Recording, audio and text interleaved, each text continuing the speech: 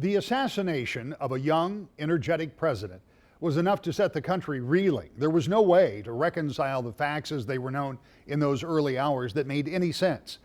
50 years later, for people of a certain age, those feelings are all coming back. Interestingly, the way people view the events of November 22nd, 1963, still don't square with the government's version as determined by the Warren Commission. Former President Gerald Ford was the last surviving member of that investigative body when I spoke with him in 1999.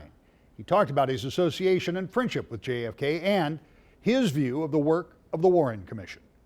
I was a good friend of Jack Kennedy.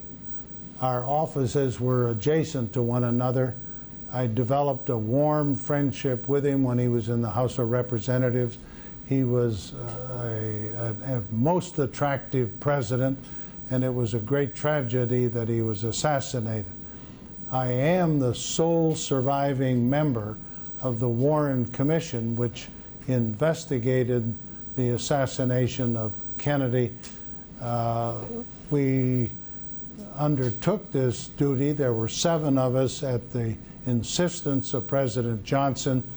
We came up with what I think are 2 very important decisions.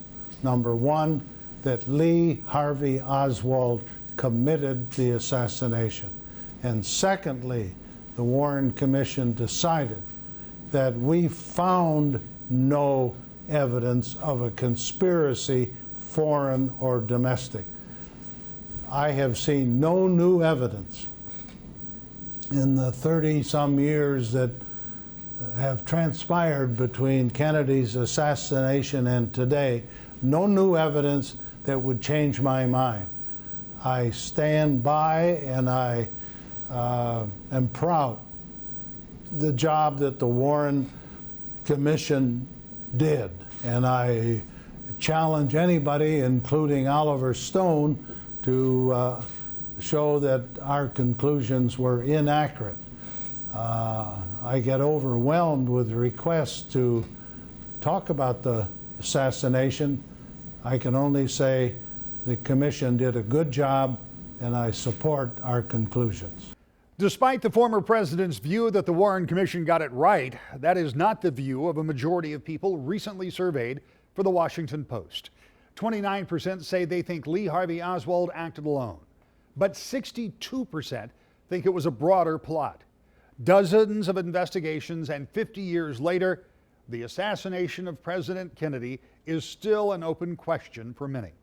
What is not in question is that the violent act of that day had a profound impact on a generation and perhaps took a little innocence from a nation.